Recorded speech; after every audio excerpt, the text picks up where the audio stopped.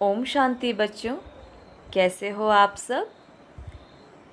हिंदी की पाठशाला में आपका स्वागत है। बच्चों, आज हम हिंदी व्याकरण में पढ़ेंगे शब्द विचार। बच्चों, पिछली व्याकरण की कक्षा में हमने पढ़ा था वर्ण विचार, जिसमें हमने वर्ण की परिभाषा और उसके प्रकार को समझा।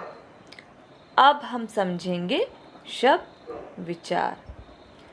हम अपनी भावनाओं और विचारों को प्रकट करने के लिए शब्दों का प्रयोग करते हैं।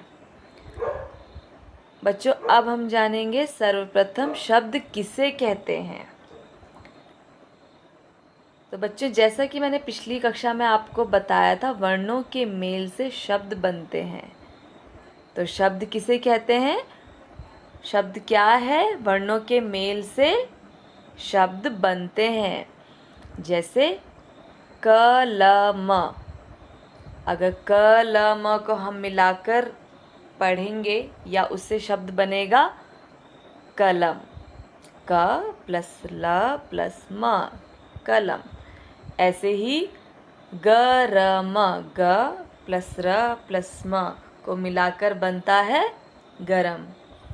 क प्लस बू प्लस त प्लस र, तो ये बन गया आपका शब्द कबूतर। ऐसे ही रा प्लस म, राम। तो अब हम जानेंगे शब्द की परिभाषा। एक या एक से अधिक वर्णों से बनी सार्थक ध्वनि शब्द कहलाती है। तो शब्द की परिभाषा क्या है बच्चों? एक या एक से अधिक वर्णों से बनी सार्थक ध्वनि शब्द कहलाती है। ठीक है बच्चों, एक वर्ण से बनने वाला शब्द। अब बच्चों, एक वर्ण से बनने वाले भी शब्द होते हैं जिनका अर्थ होता है। जैसे न, जिसका अर्थ है नहीं। व, जिसका अर्थ है और। ऐसे ही एक से अधिक वर्णों से बनने वाले शब्द हैं। अभी हमने पढ़ा एक वर्ण से बनने वाला शब्द न और व, जिनका अर्थ है नहीं और।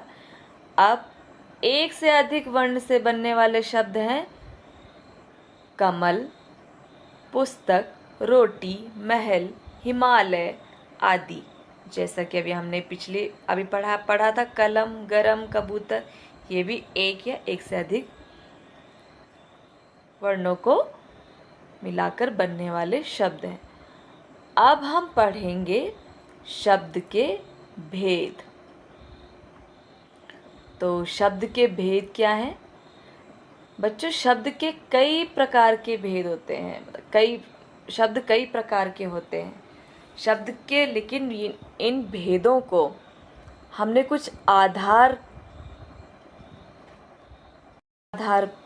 पर बांटा गया है। यानी शब्द के भेद के कुछ आधार हैं जिसके हिसाब से हमने इनको बांटा हुआ है। वह है, सबसे पहला आधार है अर्थ के आधार पर, दूसरा है स्रोत के आधार पर, तीसरा है रचना के आधार पर और चौथा है प्रयोग के आधार पर। अर्थ के आधार पर शब्दों के भेद। अब हम पढ़ेंगे अर्थ के आधार पर शब्दों के भेद। आइए अर्थ के आधार पर शब्दों के भेद या उसके प्रकारों को जानते हैं। बच्चों, इन शब्दों को पढ़िए। पुस्तक, मक्कल। इन शब्दों में आपको कुछ अंतर नज़र आ रहा है? अच्छा, ठीक है। इन शब्दों में पुस्तक का क्या अर्थ होता है? आपको पता है? हाँ, आपको पता है, सब जानते हैं। पुस्तक का अर्थ है जो हमारी बुक्स होती है।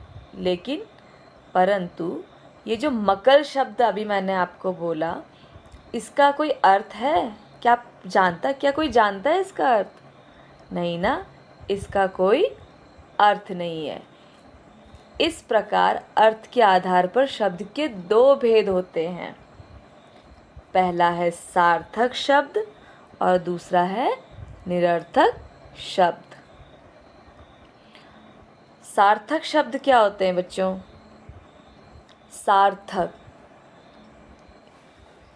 जिन शब्दों का कोई अर्थ होता है, यानी जिन शब्दों का एक निश्चित अर्थ होता है, उसे सार्थक शब्द कहते हैं। जैसे पुस्तक, कमल, सुराही, ये सब आपको इनके अर्थ पता है। पुस्तक आपकी बुक हो गई, कमल फूल हो गया, सुराही आपके जो बर्तन होता है उसे कहते हैं, आदि आदि कई शब्दों के अर्थ आपको पता है। अब निरर्थक शब्द क्या होते हैं? जिन शब्दों का कोई अर्थ नहीं होता, जिनका कोई निश्चित अर्थ नहीं होता, आप बस सुनते, आपको उनका मीनिंग ही पता नहीं है, कोई मतलब ही नहीं है, उन्हें निरर्थक शब्द कहते हैं। जैसे मक्कल, छमली, कभी सुना है आपने छमली? या उसका मतलब पता है आपको? नहीं ना। नगुश, कोई मतलब नहीं है, आदि। सार्थक शब्द के प्रकार क्या होते हैं? अब ये जो हमारे सार्थक शब्द हैं, इसके भी प्रकार हैं। अब इसके क्या प्रकार हैं? पर्यायवाची शब्द, विलोम शब्द, अनेकार्थी शब्द, एकार्थी शब्द, वाक्यांश के लिए एक शब्द, एकार्थक प्रतीत होने वाले शब्द। तो बच्चों, ये सार्थक शब्दों के भेद हम अपनी आगे की कक्षाओं में पढ़ेंगे, और सोमवार की कक्षा में हम शब्दों के भेद के ये शेष 3 भागों को पढ़ेंगे। तब तक के लिए खुश रहे, सुरक्षित रहे। ओम शांति।